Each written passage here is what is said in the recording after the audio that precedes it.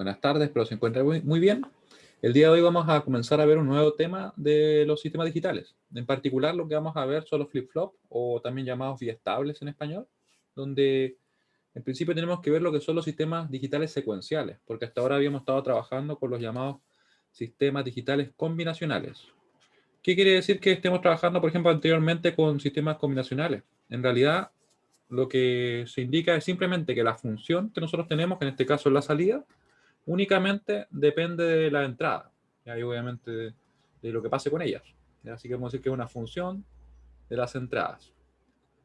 Como ustedes pudieron ver en los ejemplos de la clase anterior, que de hecho le vamos a dar una mirada rápida a lo que hicimos en la clase anterior. La clase anterior, clase 18, acá la tengo la clase. ¿Ya? Estuvimos trabajando con un problema donde yo les comentaba que la parte quizá que uno puede decir que es más compleja del problema es identificar las entradas y las salidas. O sea, leer la descripción y ver finalmente cómo va a cambiar nuestra función o nuestras funciones, ¿cierto?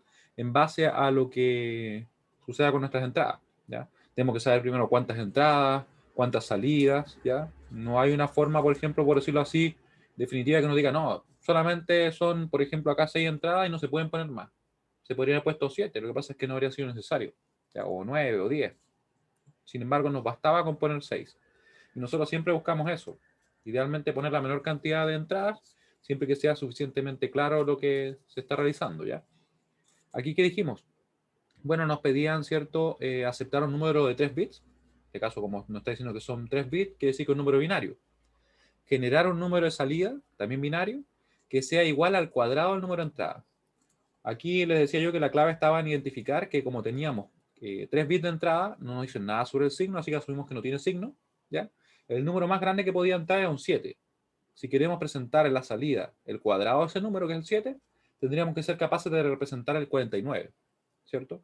Lo cual lo conseguimos con esta representación, con el 110001, ¿ya? Y donde usaríamos como máximo, o en realidad como mínimo para representarlo en realidad, 6 bits.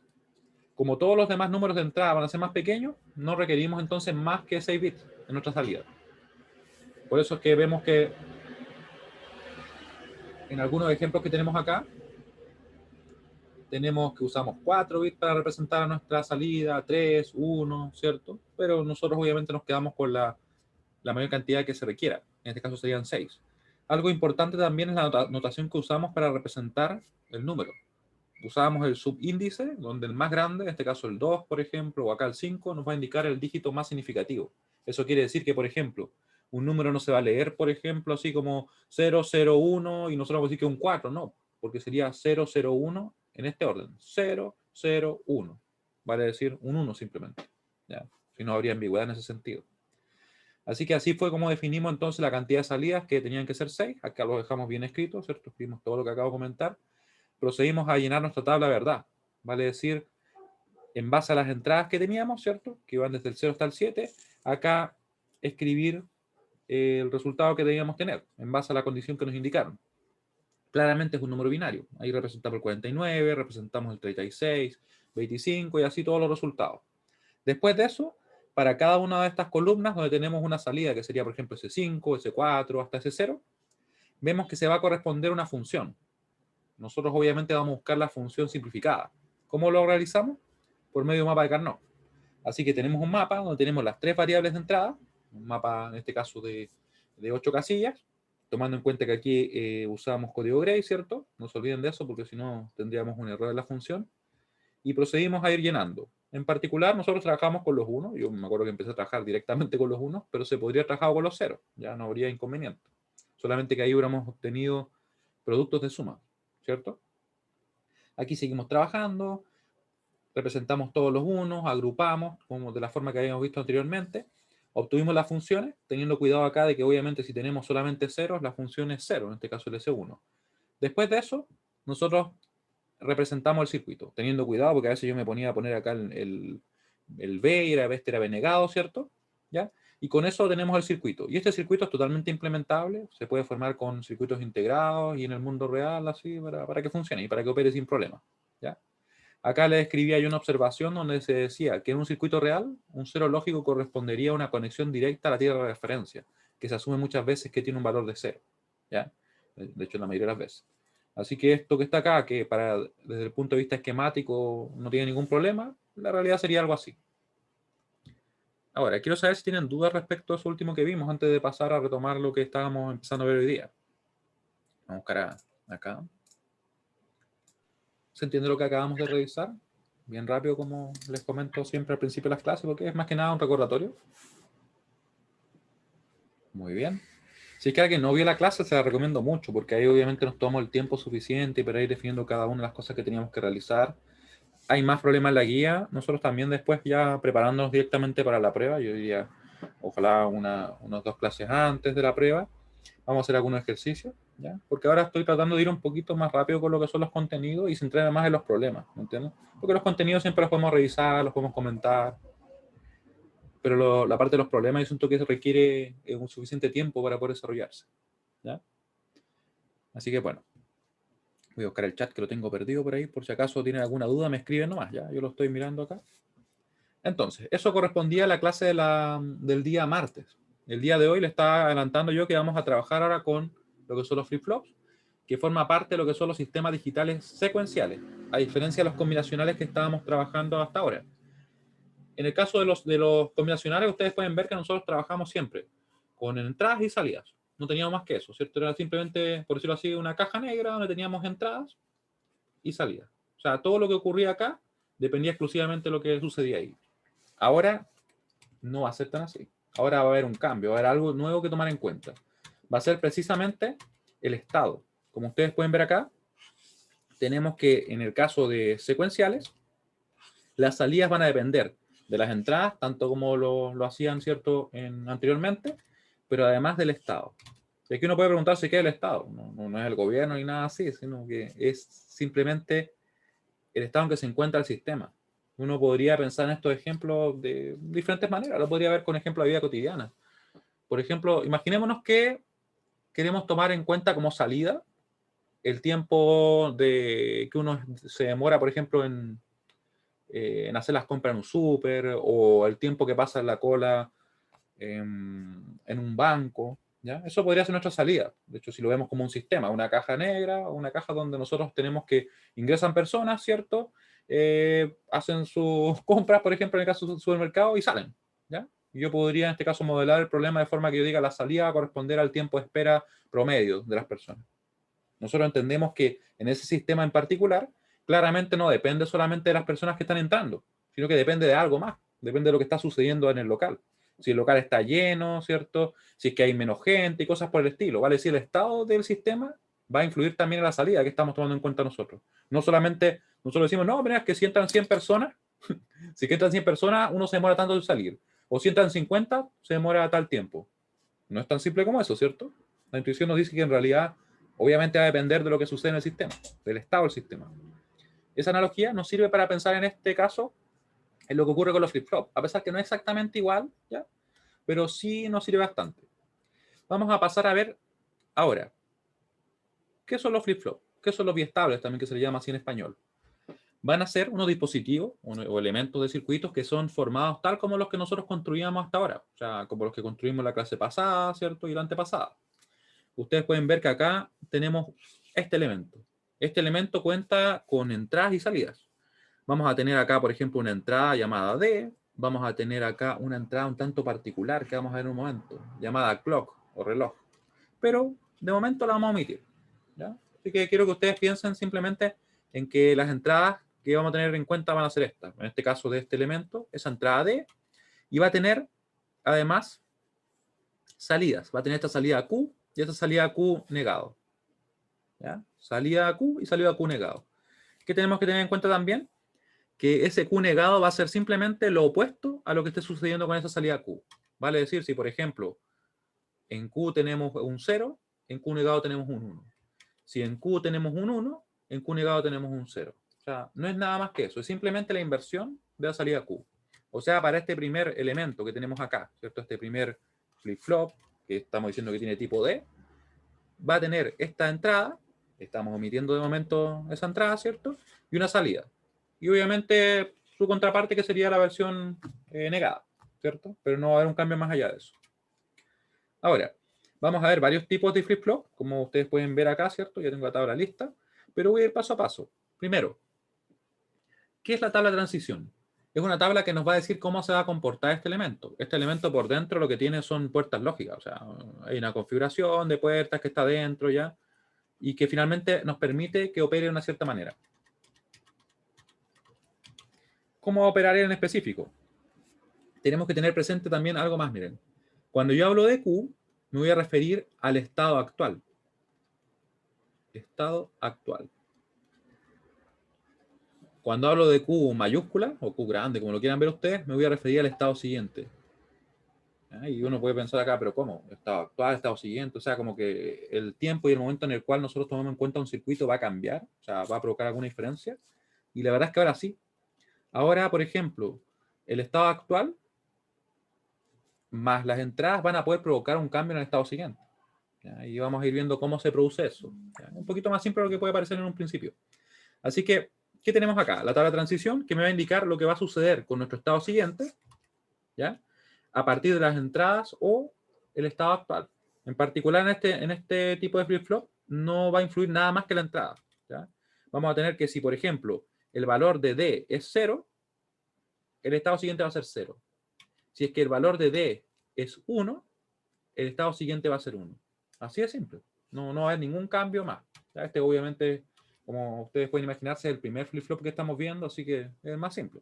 ¿Ya? Tabla de verdad, la verdad es que no tiene mucho sentido en este caso, por eso no la realizamos.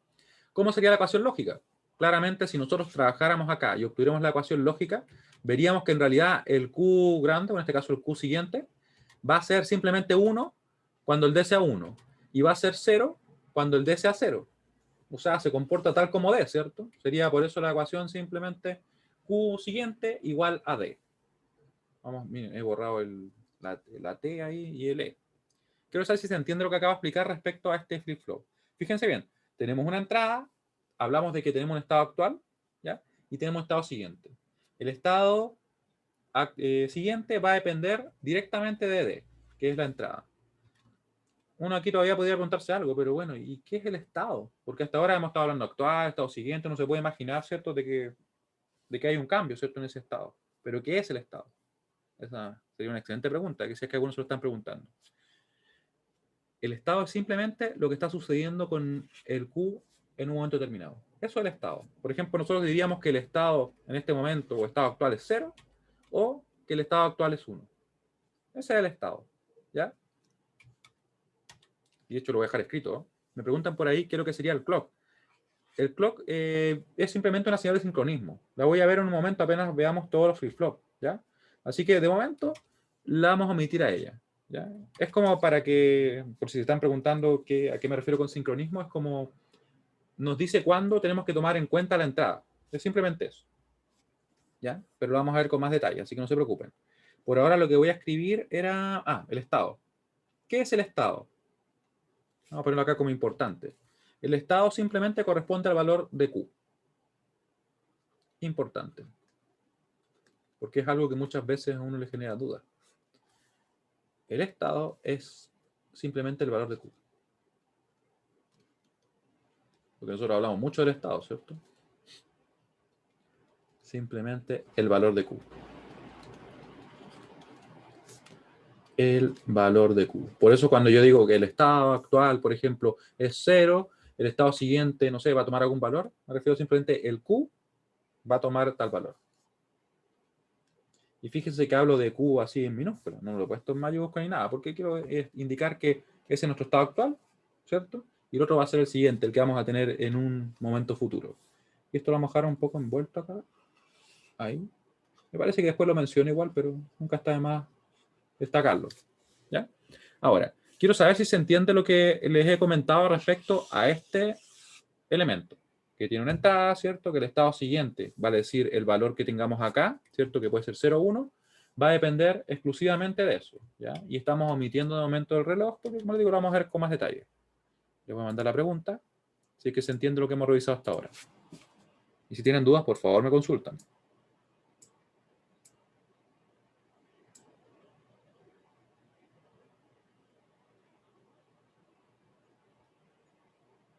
¿Ya?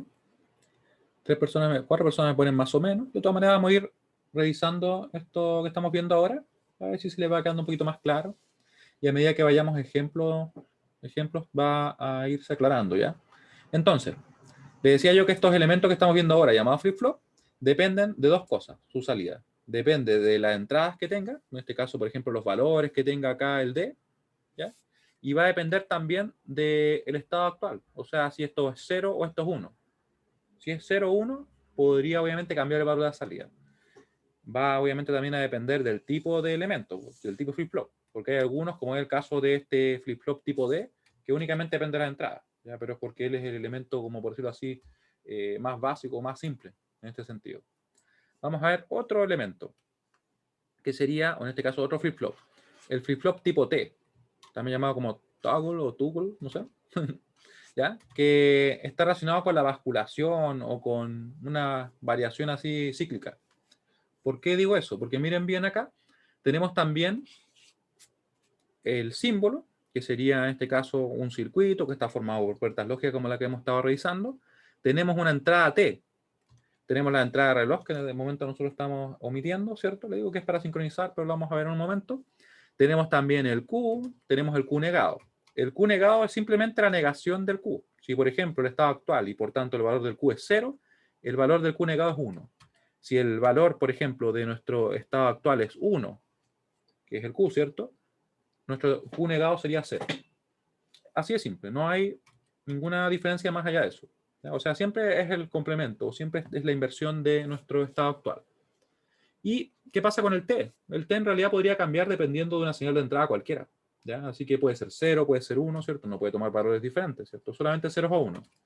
De esa forma, nosotros vamos a ver aquí la tabla de transición, que es la tabla, podríamos decir, más importante porque nos dice qué sucede con el flip-flop, con este tipo en particular, ¿cierto? Para diferentes T, o para diferentes valores de entrada que tenemos acá. Si el T es 0, ¿qué va a suceder con el estado siguiente? Va a ser Q. ¿Pero qué significa eso? Va a significar que simplemente se va a mantener. Eso quiere decir, si por ejemplo tenemos que el T vale 0 y el Q vale 0, esto se va a mantener como estado siguiente. No va a cambiar, se va a mantener su valor. Si por el contrario tuviéramos que el Q vale 1, eso quiere decir que el estado siguiente sería 1 todavía. O sea, se mantiene. Y aquí uno dice, bueno, entonces, ¿qué diferencia hace? ¿O en qué podemos decir que para qué nos sirve este flip-flop? La verdad es que si tenemos que el T vale 1, lo que va a suceder es que el estado siguiente va a ser Q negado. Eso quiere decir que se va a invertir. Por tanto, si ahora tuviéramos, por ejemplo, que el T vale 1 y nuestro estado actual era 0, el estado siguiente, lo que va a suceder después, ¿cierto? En un futuro próximo, es que va a valer 1. Se va a invertir. Si es que teníamos que valía, por ejemplo, 1 y nuestra entrada toma un valor 1, lo que va a suceder es que el estado siguiente va a ser la inversión de esto. Vale decir, va a ser 0. ¿Ya? O sea, así es como nosotros conseguimos eso que yo le decía, esa especie de basculación, ese cambio. ¿Ya? Obviamente, aquí va a entrar en juego lo que suceda con esta entrada. ¿Ya? Pero una entrada bien especial. ¿Ya? En principio, lo que va a suceder es, si el t vale 0, el estado siguiente va a ser el mismo que tenemos ahora, y si el t vale 1, el estado siguiente va a ser el inverso, se va a cambiar. Así de simple. Esa es la operación de nuestro flip-flop tipo T. ¿Ya? ¿Y qué podemos hacer ahora con esto? La verdad es que podemos entonces construir la tabla de verdad para ver cuál sería la función que define a nuestro estado siguiente. Pero hasta ahora quiero saber si se entiende esto. Que si tengo, por ejemplo, 0, el estado actual se mantiene, y si tengo 1, el estado siguiente se invierte. O sea, sería la inversión del estado actual. Si eso se entiende, por favor pongan que sí. ¿Ya? Porque vamos a ir parte por parte.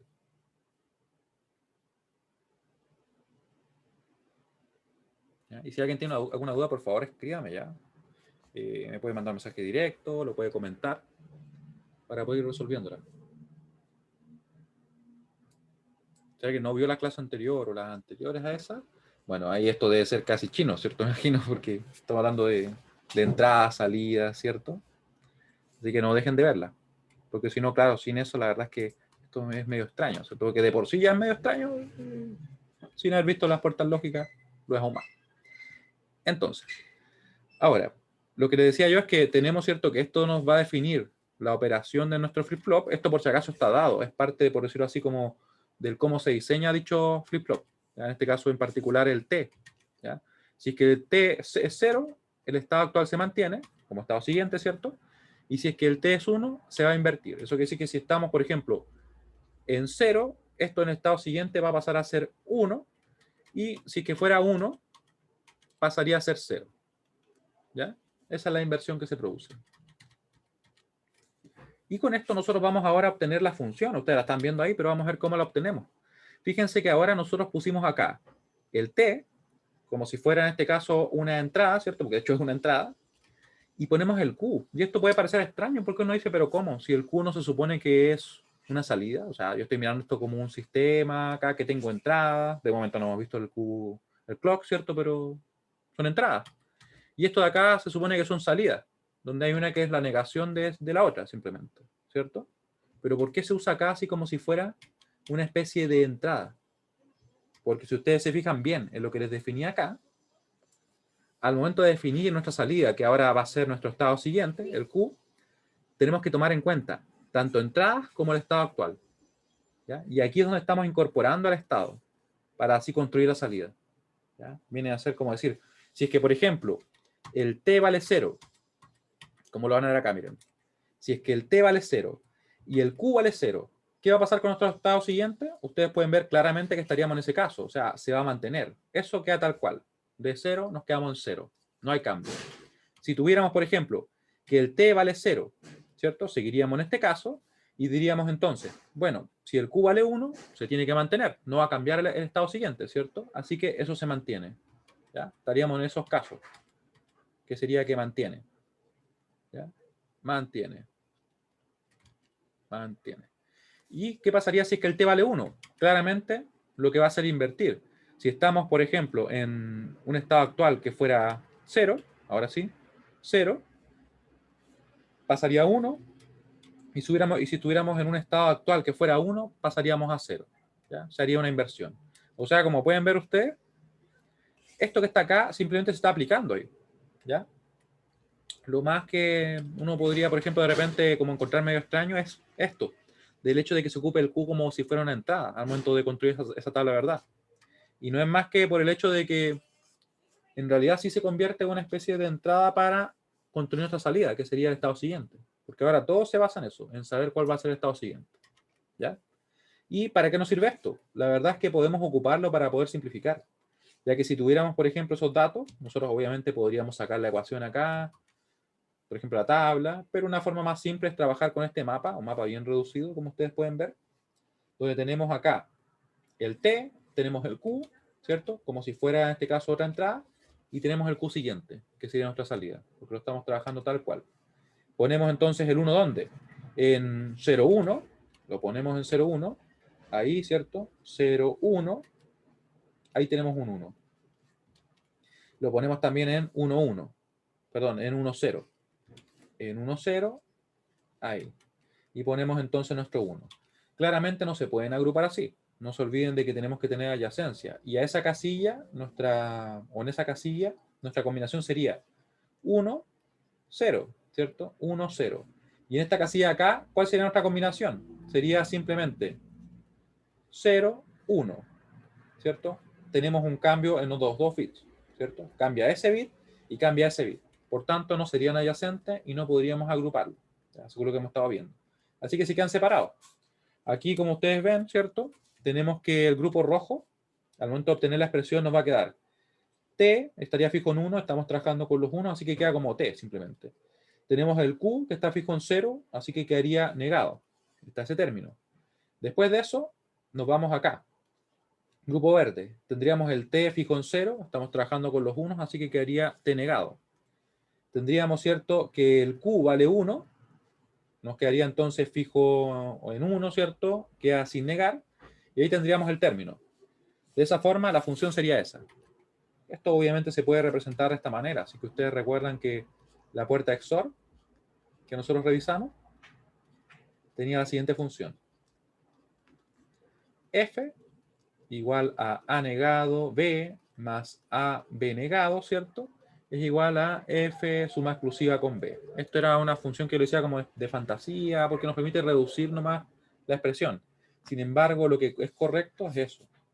Esa es la forma correcta de poder escribir la función. O sea, la forma que ocuparíamos al aplicar álgebra, por ejemplo. ¿Ya? Esto es solamente una representación, que es bastante práctica, la verdad. Pero no es más que eso, una representación. Ahora, ¿se entiende cómo obtuvimos esta función que está acá? O en realidad, la función de lo que sería nuestro estado siguiente, a partir de lo que nos indica la tabla de transición, que es como, por decirlo así, cómo se diseña este elemento, que esto ya viene hecho por si acaso, y se pasa a nuestra tabla de verdad para así obtener la función. Dudas. Es el momento de hacer todas las dudas que tengan. Porque la verdad es que después obviamente esto lo vamos a aplicar en resolver problemas. Y si esta parte del entender cómo operan los flip-flops, que sería nuestro elemento más básico de esta parte del curso, si no lo entendemos bien, se nos va a hacer más complejo, ¿ya? Ay, no terminé de encerrar eso, lo voy a encerrar. O parece que le borré la parte de abajo, es lo más probable. Ahí, ahí sí. ¿Ya? Entonces, vamos a seguir revisando algunos flip-flops.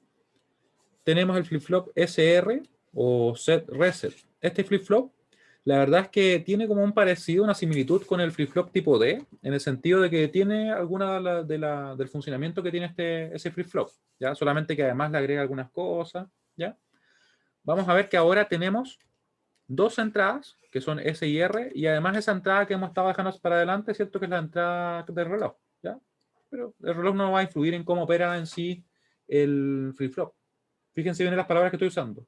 No va a influir en cómo opera, solo va a influir en el cuándo opera, ¿ya? Por eso es que nosotros podemos analizar acá el funcionamiento y despreocuparnos del clock de momento, ¿ya? Porque el clock solamente va a afectar el cuándo nosotros analizamos esto, ¿ya? Y lo vamos a ver, como le digo, en un momento. Así que tenemos SR, tenemos el Q, que sería nuestro estado actual, ¿cierto? Y en base a eso, o en realidad, en base a lo que es la tabla de transición, se va a definir la operación de este elemento. ¿Cómo va a operar? Ahora tenemos dos entradas que serían el S y el R. Estamos omitiendo obviamente el reloj, como les digo, ¿cierto? Y tendríamos lo siguiente. Si es que fuera, o si es que valieran 0 ambas entradas, o fueran 0, 0, ¿ya? Tendríamos que el estado siguiente va a ser igual al Q. Va a ser simplemente así, ¿ya? ¿Qué quiere decir eso? Que en realidad si tuviéramos, por ejemplo, las entradas ambas en 0 y nuestro estado actual, por ejemplo, fuera 1, nuestro estado siguiente seguiría siendo 1. Si es que, por ejemplo, nuestro estado actual fuera 0, al tener estas entradas, nuestro estado siguiente seguiría siendo 0. No habría un cambio. Se mantendría. Por eso lo pusimos así. Ahora, ¿qué pasa si es que, por ejemplo, tenemos otra combinación de entradas? Si es que ahora, por ejemplo, el S fuera 0 y el R fuera 1. Lo que sucedería sería que tendríamos lo que se llama la condición de reset, que es simplemente que nuestro estado siguiente va a ser 0, sin importar el valor que tuviera antes del estado actual. Eso quiere decir, una vez que tenemos, por ejemplo, esas entradas, si aquí tenemos un 0, el estado siguiente va a ser 0. Si es que tenemos un 1, el estado siguiente va a ser 0. O sea, es como que nos lleva simplemente a 0. Es como cuando uno tiene una especie de reloj, ¿cierto? O un cronómetro y tiene un botón para llevarlo a 0, a reset, ¿cierto? Eso es lo que estamos haciendo acá, con esta combinación de entradas. Y similarmente a eso, tenemos también una combinación de set, que sería la que pone en funcionamiento nuestro elemento, o en este caso nuestro dispositivo, nuestro flip-flop. Sería cuando tenemos 1, 0, que es este caso acá.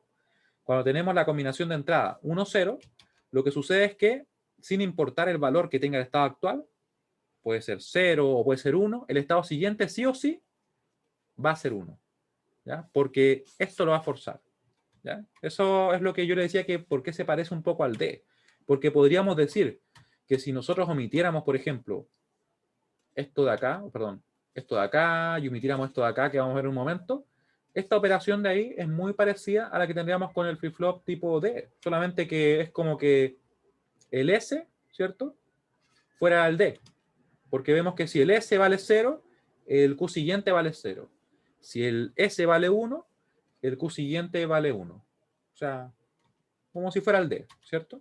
Si eso les parece muy extraño, no se preocupen, porque en realidad lo podemos asimilar como que si son 0, 0, el estado se mantiene, las entradas, ¿cierto? Si es que tenemos 0, 1, el estado siguiente va a ser 0. Si es que valen 1, 0, el estado siguiente va a ser 1, sin importar el estado en que nos encontremos. Y bueno, viene un caso un tanto particular, ¿ya? Pero quiero saber si hasta ahora se entienden estos tres modos de operación de nuestro flip-flop tipo CR. Así que le mando la pregunta. Como le he dicho varias veces, si tienen alguna duda, algo no les queda claro, coméntenme nomás.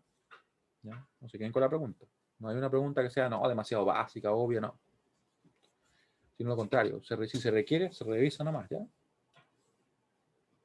Mientras yo arreglo acá esto que lo dejé como medio corto, ahí, ya como se mantiene, ¿cierto? Ahí. Muy bien, ¿ya? Entonces, ahora, ¿qué vamos a ver?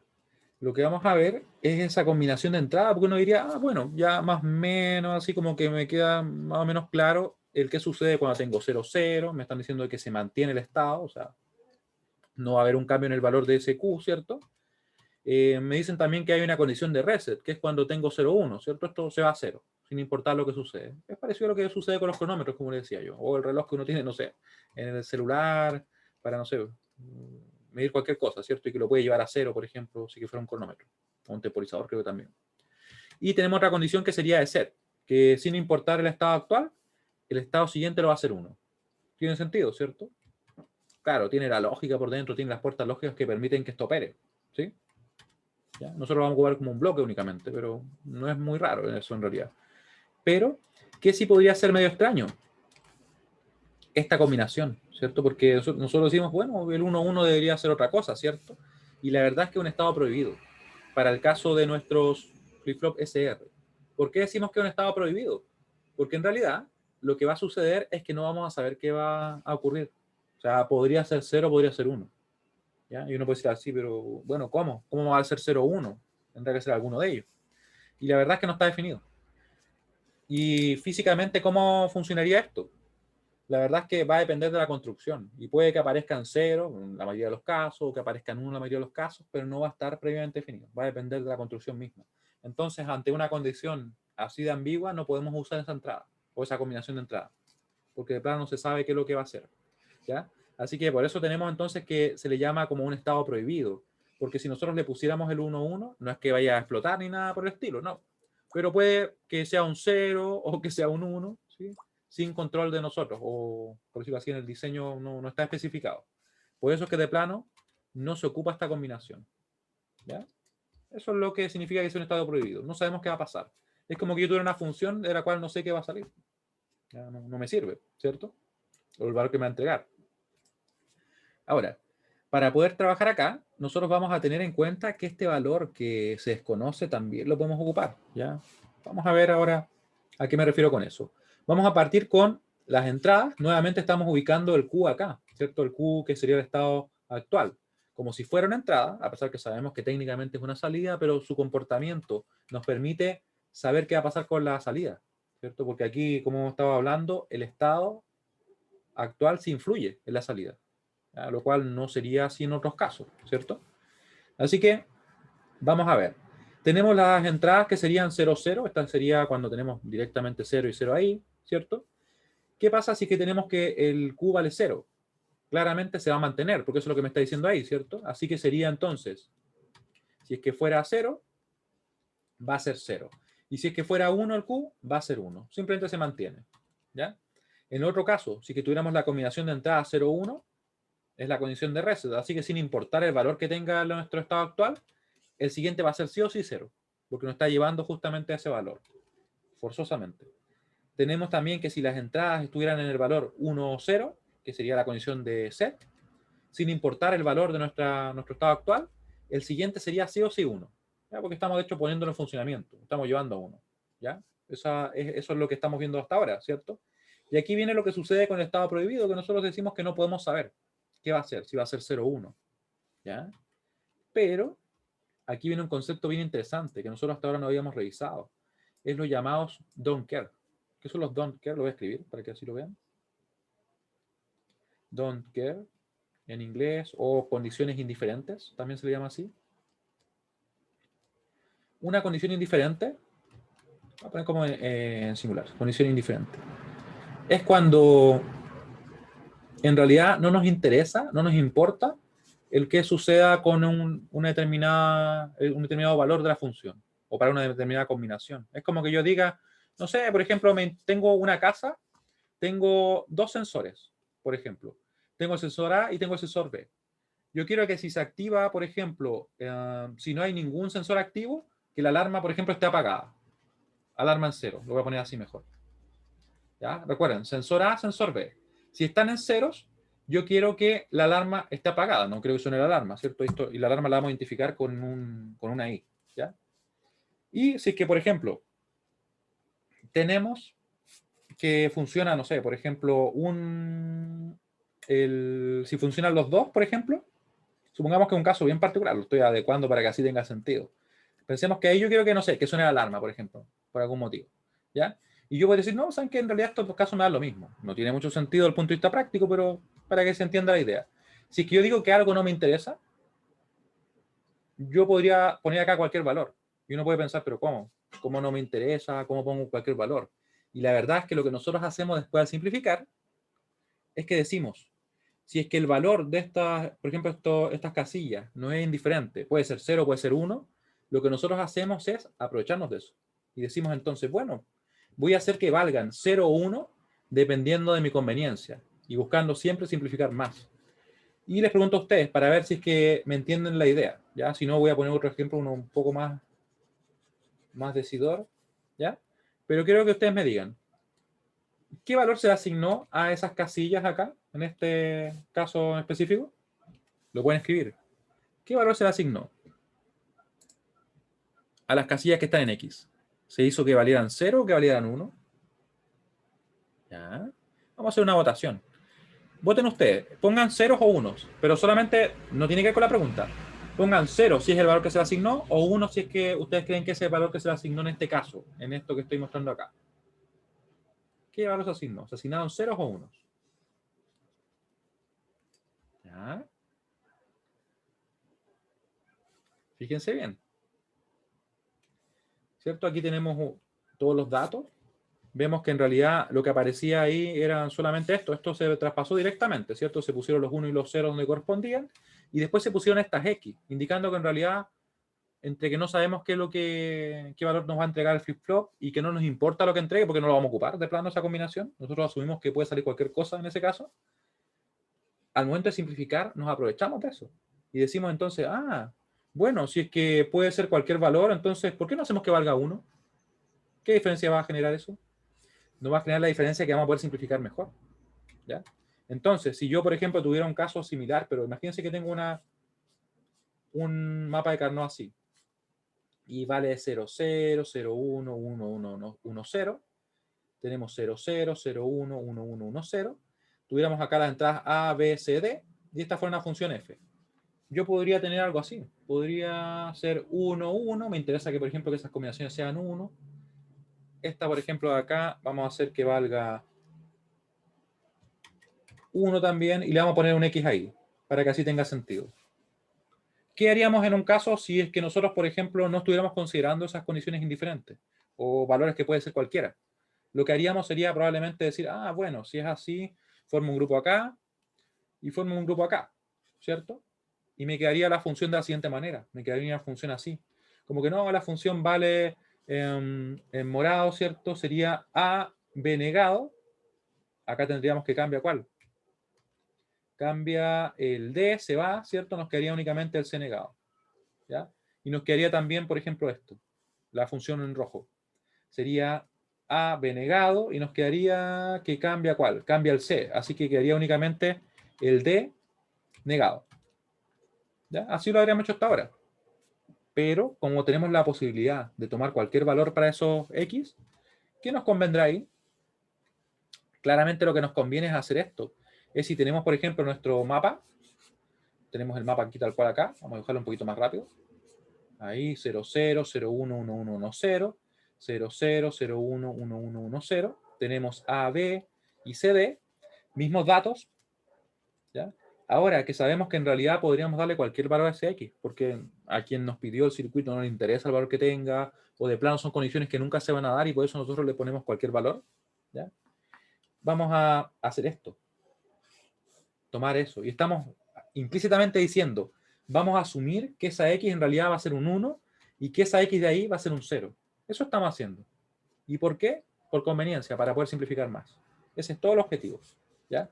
Entonces ahora nuestra función ya no sería eso que está ahí, sino que sería únicamente f a b negado. ¿Ya? Sería así de simple. Y se acabaría el problema. ¿Se dan cuenta? Entonces nos conviene, si es que hay una condición diferente o un valor que no vamos a ocupar nunca, darle el valor que nos convenga más. ¿Ya? Y eso aplica cuando tenemos esas X ahí. Les pongo otro ejemplo mientras ustedes me dicen si es que se entiende cómo obtuvimos esta simplificación, por qué el hecho de que aparezcan las X, que sería asociada a una combinación que nunca se da o que nosotros no deberíamos ocupar, o no deberíamos esperar un valor con sentido, ¿cierto? Nosotros podemos asumir cualquier cosa. ¿Ya? Podemos asumir que vale 1, que vale 0. Y les voy a poner otro ejemplo de un caso que sería una condición indiferente. Imagínense ustedes que tenemos esto. Tenemos, por ejemplo, una puerta. Una puerta como de garage, ¿ya? Y tenemos sensores. Tenemos, por ejemplo, un sensor LS1 y tenemos un sensor LS2. Uno puede decir aquí, pero bueno, estos sensores, ¿qué hacen? Estos sensores lo único que hacen es detectar si la puerta está sobre ellos. ¿Y cómo lo detectan? Me mandan un 0 si es que no tienen puerta sobre ellos, o me mandan un 1 si es que la puerta está sobre ellos. De esa forma, si yo tuviera, por ejemplo, la puerta, digamos, a la mitad, ahí está la puerta, el primer sensor me manda un 1, porque la puerta efectivamente está sobre él. Y él me va a mandar un 0, porque la puerta no está sobre él. Si es que yo tuviera, por ejemplo, algo así, que la puerta está sobre los dos, claramente ahí ambos van a detectar la puerta, ambos mandan un 1, ¿cierto? O sea, es simplemente eso. Si la puerta está sobre ellos, mandan un 1, si no está sobre ellos, mandan un 0. Claramente, si la puerta estuviera por algún motivo completamente abierta, que podría ser el caso que existiera esa posibilidad, tendríamos 2 ceros, ¿cierto? Pero asumiendo un funcionamiento correcto, ¿se podría dar esto? Asumiendo, como digo, un funcionamiento correcto, un 0,1. O sea, bajo condiciones normales no debería pasar. La única posibilidad sería como que la puerta se desconectara y que de alguna forma como que se cayera y mecánicamente quedara solamente abajo. ¿Ya? Entonces hay veces en las cuales en este tipo de problemas se diseñan pensando que esto no va a ocurrir. Y bueno, y si ocurriera, ¿quién va a esperar una solución que es lógica? Podemos hacer lo que queramos con esa combinación. Y al momento de diseñar el circuito, nosotros usamos esta combinación como un don't care, ¿ya? O como una condición indiferente, porque es una condición en principio que sería absurda. ¿Ya? Es como tener un estanque y que tengamos, por ejemplo, agua arriba y no abajo, una cosa así. Quizá podría en un caso muy, muy fortuito pasar así, por ejemplo, no sé, que llueva y que tiene una filtración y que está vacío y de forma que le llegó agua arriba y no tenga agua dentro, por ejemplo. Pero son casos tan raros que podemos, sin mayores riesgos, asumir que son condiciones indiferentes o que no se dan. ¿Ya? Ese es un ejemplo que espero que les haya ayudado un poquito. A veces que es medio extraño, sí, pero es simplemente eso. Casos en los cuales, ya sea porque no se van a dar nunca, o son muy improbables, o porque no podemos esperar algo lógico de esos casos, nosotros podemos definir cualquier salida para esas combinaciones de entrada. Cualquiera, la que queramos. ¿Y qué usamos o qué criterio usamos para definir si va a ser 1 o 0? Simplemente si nos conviene para simplificar. Si nos conviene para simplificar, lo hacemos 1, lo hacemos 0, ¿cierto? Aquí claramente le pusimos un 0 porque en realidad no nos interesa, ¿no? Y no lo ocupamos. Eso fue lo que hicimos implícitamente. ¿Ya? Ahí. Entonces, aquí quería llegar con eso, que en definitiva, al momento de simplificar, cuando tenemos esas X, nosotros le podemos dar cualquier valor. ¿Ya? Si todo lo que le estaba explicando le parecía muy extraño, no se preocupen, porque en realidad si ven las X, las pueden hacer valer por lo que ustedes quieran. ¿Ya? No les pueden cambiar el valor, sí, entre grupos. Tiene que ser 1 o tiene que ser 0. ¿Ya? Y aquí hicimos eso. Como ustedes pueden ver, nos queda entonces la siguiente función. Claramente el grupo rojo nos va a quedar acá que solamente estaría el S, el R cambia, el Q cambia, así que nos quedó así. Y para el caso del grupo verde, tenemos que estaría cambiando ¿cuál? Cambia el S, así que se va. Estaría fijo el R en 0, así que sería R negado, como está ahí. Y el Q estaría fijo en 1, por tanto queda como Q sin negar. De esa forma, esa sería la función. ¿Ya? Resumiendo, ¿Qué sucede con este flip-flop? Tenemos tres condiciones de funcionamiento que vamos a utilizar, que son cuando se mantiene, que sería cuando tiene las entradas en 0. Ahí nuestro estado actual no va a cambiar, ¿cierto? Va a ser el mismo después del estado siguiente. Tenemos que la condición de reset, que si es que, por ejemplo, tenemos un 0 y un 1, el estado siguiente va a ser 0 sin importar el estado actual. Tenemos también la condición 1-0, donde el estado siguiente va a ser 1 sin importar el estado actual. Y tenemos el estado prohibido, que no lo usamos, ¿ya? No lo usamos porque en realidad no sabemos qué va a pasar por la construcción que tiene este elemento por dentro, ¿ya? Y obviamente le decía yo que usábamos esas condiciones indiferentes, ¿cierto? Para simplificar más, ¿ya? Como en realidad nadie debería ocupar estas combinaciones de entrada y esperar algo que tenga sentido. Nosotros en el diseño asumimos que nos va a dar uno y podemos simplificar. Y no nos provoca problemas porque en realidad no deberían ocuparse. Y si se ocupan, bueno, y hay un fallo, era natural que ocurriera, ¿cierto? Ya, quiero saber si se entiende el cómo opera el flip-flop SR. ¿Ya? Que ahí nos extendimos un poco en eso, pero la verdad es que es para que tuvieran un poquito más de contexto de por qué esas X simplemente se tomaron como uno, digo. ¿Dudas? Cualquier duda.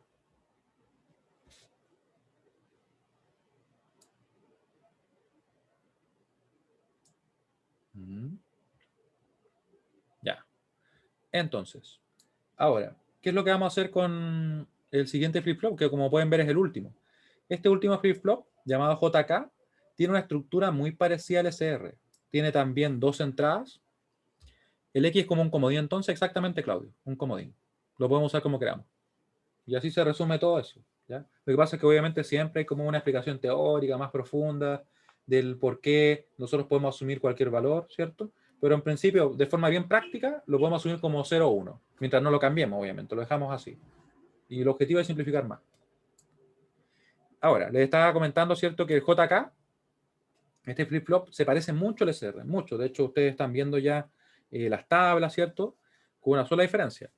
Para lo que se refiere a la combinación de entrada 0-0, va a ser lo mismo, va a mantener. Eso quiere decir que si es que tenemos 0-0, es un 0, y esto, que era nuestro estado actual, es 0, eso se va a mantener para el estado siguiente.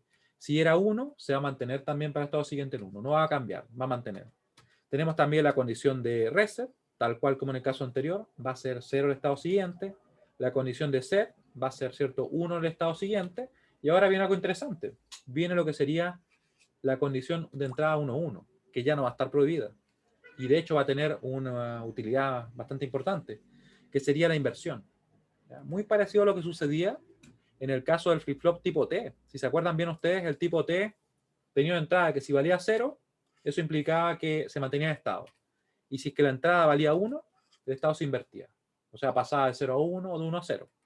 Y acá tenemos eso, solamente que claro, tenemos dos entradas que tienen que tomar el valor 1 para que se produzca la inversión. Pero va a funcionar igual, ¿cierto? Así que si estuviéramos en este caso y tuviéramos entradas 1-1 y este valor, el estado actual, fuera 0, eso implicaría que el estado siguiente tomaría un valor 1. ¿Ya? Y si fuera obviamente el estado actual 1, el estado siguiente sería lo contrario, en este caso 0. ¿Ya? Como pueden ver, este flip-flop como que tiene mucho de los flip-flops anteriores. Es como que fuera un flip-flop, perdón, universal. ¿Ya? Hacemos lo mismo. Construimos una tabla verdad tomando en cuenta el estado actual como si fuera una entrada, a pesar que sabemos que no lo es, pero nos permite así construir nuestra salida, que sería en este caso el estado siguiente, que es lo que nos interesa obtener. ¿Ya? Y decimos entonces, para esta combinación que sería mantiene, se va a mantener lógicamente el estado, no cambia, ¿cierto? Para la combinación de reset, que cuando tenemos 0-1, va a ser 0 sin importar el valor de nuestro estado actual, me refiero al estado siguiente, ¿cierto? Y para el caso del set, el estado siguiente va a ser 1 sin importar el valor que teníamos acá. Y la inversión, que sería cuando tenemos que ambos valen 1, vamos a ver que en realidad lo que va a suceder es una simple inversión. Y esa es toda la operación que tiene este flip-flop. Claramente nosotros ahora esta tabla de verdad la podemos trabajar, ¿cierto? Simplificar acá y llegar a esta función, que sería que J por K negado más K negado por Q, dije K, ¿cierto? J por Q negado más K negado por Q va a ser igual al estado siguiente. A pesar de eso, Les adelanto desde ya que esto nosotros casi no lo vamos a usar. De hecho, no lo vamos a usar porque nos vamos a basar principalmente en esto. En esto de acá, que es la operación, que nos define todo lo que sucede con el flip-flop. La función a veces es práctica, ¿sí? Pero para nosotros en realidad no va a bastar con eso. Y con eso vamos a poder resolver los problemas. Ya. Ahora, algunos comentarios sobre lo que es el reloj. Pero antes de eso quiero saber si hasta ahora cómo van. ¿Se va entendiendo? ¿No se va entendiendo?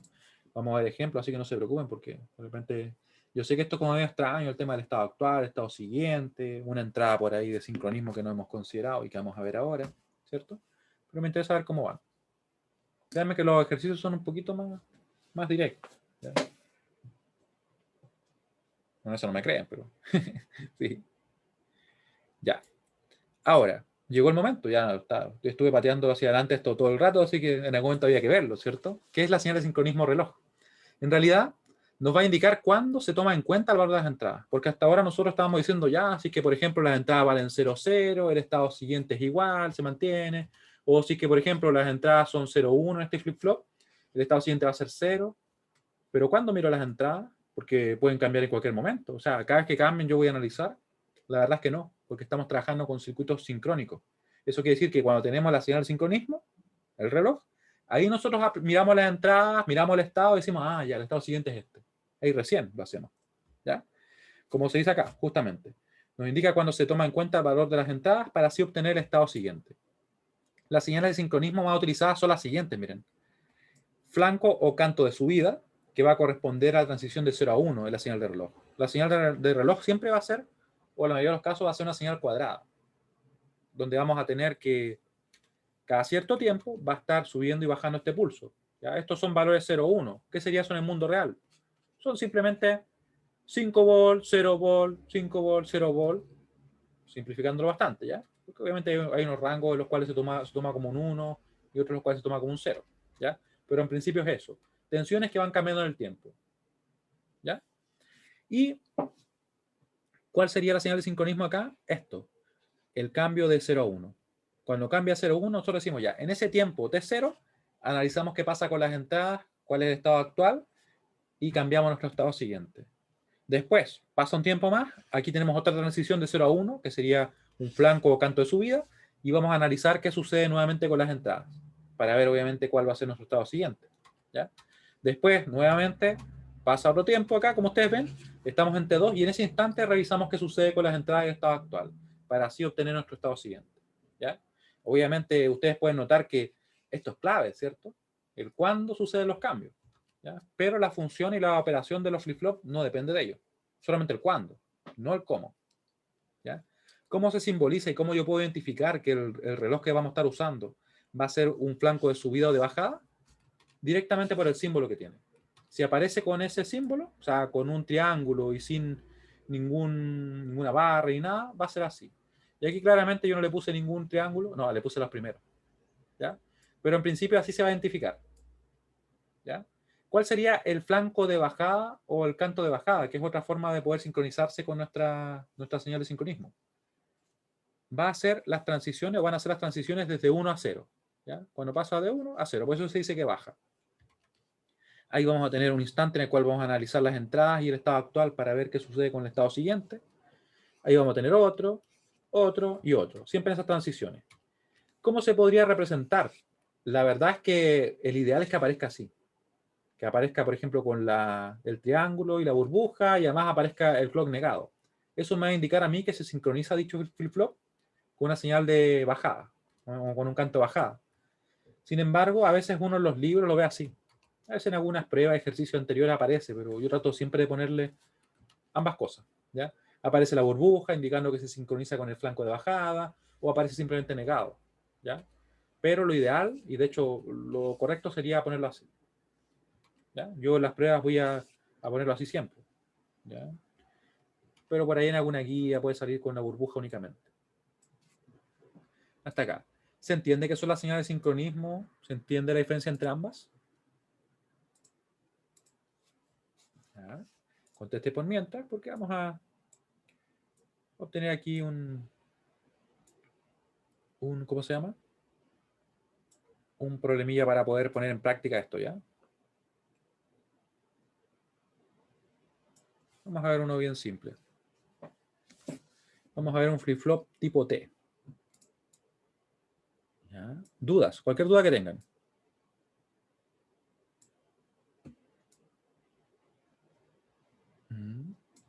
Mientras yo dibujo un ejercicio acá, para que lo podamos ir realizando. Ejercicio. Vamos a partir con un ejercicio obviamente más simple. Mañana vamos a agregar otro tipo de entradas y hacer algunos ejercicios más interesantes. Ustedes saben que por interesante no siempre se refiere a unos de mayor nivel, ¿cierto? Pero van a notar que al momento de hacer los ejercicios, en realidad basta con que nosotros entendamos cómo opera un flip-flop y con eso es suficiente, ¿ya? Porque vamos a poder evaluar lo que sucede.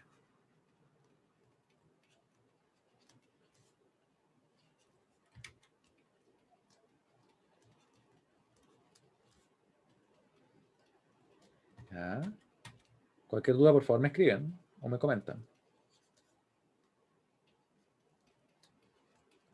Ahí. Vamos a tener que obtener Q y Q negado. Nos dicen que consideremos un estado inicial. Miren, algo que no habíamos comentado hasta ahora, ¿cierto? Un estado inicial. Vamos a ver por qué eso es importante, ¿ya? ¿Y cuál va a ser nuestro circuito? Va a ser el siguiente, miren. Vamos a dibujar acá. Lo voy a dibujar. Vamos a hacer ordenado. Oh, bueno, vamos a dibujarlo ahí. Un flip-flop tipo T. Vamos a analizar un flip-flop tipo T cómo opera. Flip-flop tipo T. Con negro, ¿sí? Ahí vamos a tener flip-flop tipo T. Va a tener, recuerden, una entrada en este caso sincrónica, que es el T. Vamos a tener nuestra entrada de sincronismo, que es el reloj, ¿ya? Que nos va a indicar cuándo debemos analizar. Vamos a verlo acá. Ahí.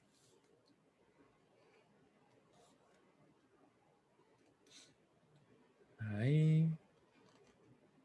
Ya. ¿Y qué vamos a tener? Vamos a tener, ¿cierto? Como les decía, una entrada T. Vamos a tener acá una señal de sincronismo. Y nosotros vamos a ver con qué nos sincronizamos. Miren con qué nos vamos a sincronizar. Ahí tenemos nuestra señal de sincronismo. Vamos a tener el Q y vamos a tener el Q negado. O la burbuja y todo. ¿Ya? Ese va a ser nuestro flip-flop. Vamos a poner acá algunos datos de entrada, miren. Vamos a poner acá el A, vamos a poner el C. Y este tipo de problemas, por si acaso, lo que hacemos nosotros muchas veces es representar las formas de onda. ¿Ya? Eso voy a hacer yo. Voy a dibujar acá las formas de onda. Vamos a dibujar las formas de onda. Ahí vamos a tener nuestra entrada C primero, la voy a definir. Ahí. Vamos a ponerla unas cuantas, por si acaso, unos cuantos pulsos. Esto que estoy dibujando ahora yo es una señal cuadrada. Son las que se usan generalmente para poder sincronizar este tipo de dispositivos. Y de hecho, los mismos, por ejemplo, yo creo que ustedes lo han escuchado alguna vez, cuando, por ejemplo, los procesadores de escritorio, se habla que no, que por ejemplo este procesador Intel tiene 4000 GHz y cosas así. ¿Han escuchado acerca de los gigahertz? O no sé, por una tarjeta gráfica para jugar que está corriendo a 2000 o a 2 MHz, 2000 MHz creo que están trabajando ahora, ¿cierto? La memoria también tiene una frecuencia de trabajo. Todas esas señales en megahertz o en gigahertz son señales cuadradas. No son de ningún otro tipo, son señales cuadradas que se utilizan para sincronizar el traspaso de datos. ¿Ya? De hecho, las memorias RAM funcionan así también. Y cada cierto intervalo de tiempo, obviamente mientras mayor frecuencia, pueden intercambiar más datos. Por eso es que la frecuencia es importante. También la lógica misma de los dispositivos, sí, porque no es lo mismo si yo paso un dato por cada ciclo que si paso 100 datos por cada ciclo y la frecuencia no ha cambiado, ¿cierto? Eso para que vean que en realidad estas cosas se ocupan bastante. ¿Sí? Bastante, más de lo que uno podría pensar. Y también se ocupan los flip-flops en las memorias, directamente en la construcción de las memorias, para guardar información. Esto es nuestra señal C, va a ser nuestra señal de sincronismo, ¿ya? Y quiero que ustedes me digan por mientras. Creo que no tengo la votación, pero la voy a crear para que ustedes voten. La vamos a crear para que ustedes voten. ¿Con qué se sincroniza este flip-flop? ¿Con la señal del canto de bajada o subida? Vamos a ponerla acá.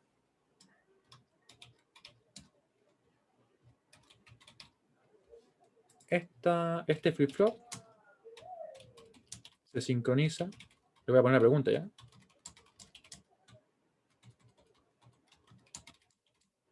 Con el flanco D, y ahí le voy a dejar a los 2 puntos. Señal de sincronismo. Sincronismo con Z le puse. Sincronismo ahí sí. Ahí. Va una pregunta. Está casi lista la pregunta. Ahí va. Y ustedes me dicen, mientras yo termino de dibujar otra señal, ¿con qué se sincroniza este flip-flop? Según lo que mencionamos recién. Está justo arriba, pero está tapado, ¿cierto? Recuerden, bueno, si le pongo esta, ustedes van a notarlo. Le vamos a dejar eso ahí para que también lo vean. Y vamos a dibujar acá una señal. Una señal, la señal A.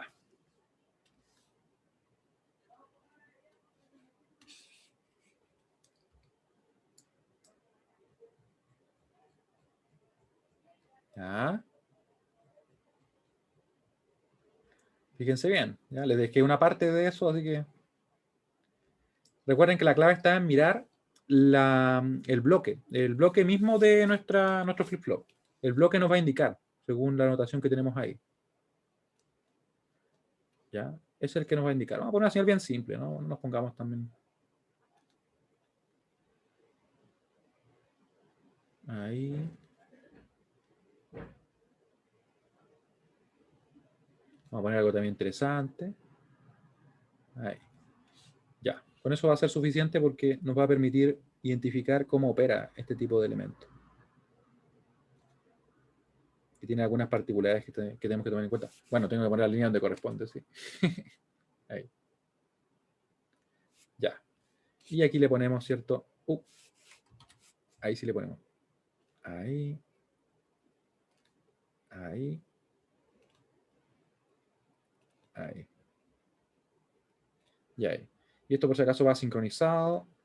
Va sincronizado. Ustedes me dicen que se sincroniza con el flanco de subida, me están diciendo. ¿Ya? Fíjense bien que lo que había que tener en cuenta era simplemente la anotación. Si es que aparece un triángulo y dice clock, incluso si no dijera clock, aunque aparezca el triángulo únicamente, eso nos indica que es el flanco subida, vale decir las transiciones desde 0 hasta 1. ¿Ya? Si es que apareciera así, o de alguna de estas formas también que a veces aparecen en los libros, sería sincronizado con el flanco de bajada. Eso es importante porque si no nos va a cambiar toda la solución. ¿Ya? Así que partimos identificando que se sincroniza con los flancos de subida. Vamos a marcar entonces acá este flanco, la transición en este caso de 0 a 1, ¿cierto? Ese flanco también, ese y ese. Y los vamos a dibujar hacia abajo para que así sepamos cuándo tenemos que analizar. Otra cosa que tenemos que tener en cuenta es la transición. Perdón, es la tabla de transición me refiero. Vamos a dejarla acá. Ahí. ¿Ya? Ahí. Así que bueno, vamos a tomar en cuenta eso. Por la hora yo creo que vamos a continuar la clase de mañana. Yo voy a dejar esto listo para que ustedes lo puedan ver y lo vamos a resolver nosotros en la clase de mañana viernes, ¿ya? Pero en principio, ¿con qué se sincroniza? Con el flanco de subida. ¿Por qué? Por la notación que ocupa. ¿Ya? Eso quiere decir que ahí vamos a analizar nosotros. Así que bueno, les agradezco mucho su atención y nos vemos en la clase de mañana. No falten porque ahí vamos a empezar a resolver problemas y vamos a ir subiendo el nivel obviamente progresivamente. ¿Ya? Así que estén muy bien. Chao, chao. Nos vemos. Chao, profe. Chao. Y quienes no hayan visto la clase pasada o la anterior, por favor revísenla, porque de verdad que es importante. ¿Ya? Si no, esto imagino que... Chao, profe. Chao, profe. Chao, que esté muy bien. No, Chao, claro, profe. si las anteriores sería como chino.